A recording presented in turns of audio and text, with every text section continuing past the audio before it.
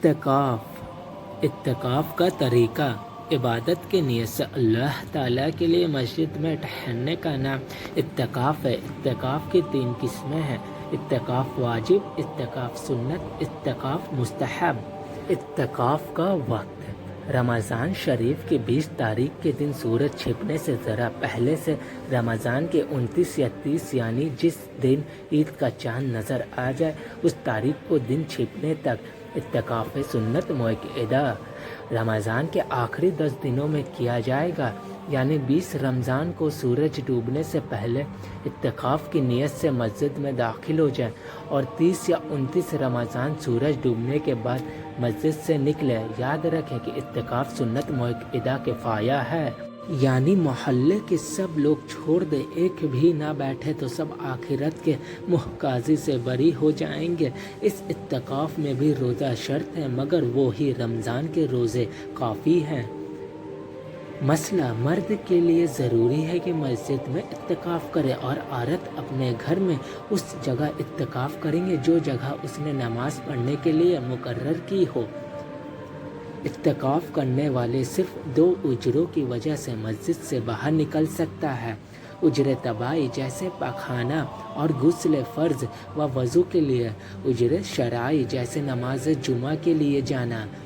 ان اجروں کے سوا کسی اور وجہ اگر 1 ہی منٹ کے لیے مسجد سے نکلا ہو تو اعتکاف ٹوٹ جائے گا۔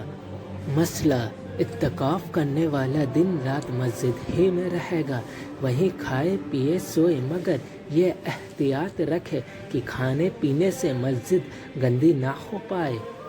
اعتکاف کرنے والے کے سوا کسی اور کو مسجد میں کھانا پینا سونا چاہے تو اس کو چاہیے کہ اعتکاف مستحب کی نیت کر کے مسجد میں داخل ہو اور نماز پڑھے یا ذکر الہی کرے، پھر اس کے لیے کھانے پینے اور سونے کی اجازت ہے۔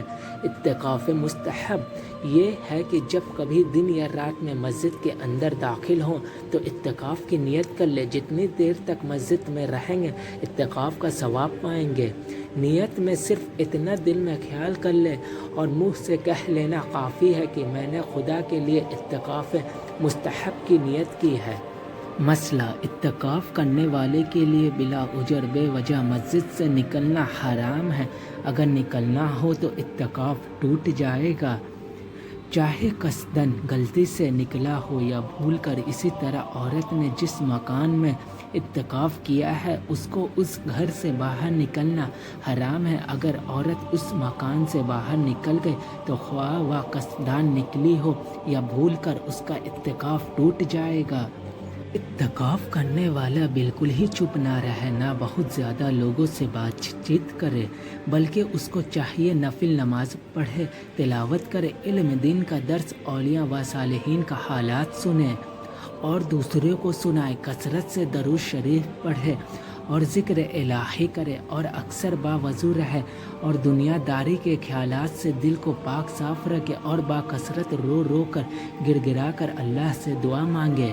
عورتوں کے لیے اعتکاف کی کچھ شرطیں: حیض و نفاس پیریڈ سے فارغ ہونا۔ اگر عورت شادی شدہ میرڈ ہے تو اپنے شوہر کی اجازت لینا ضروری ہے۔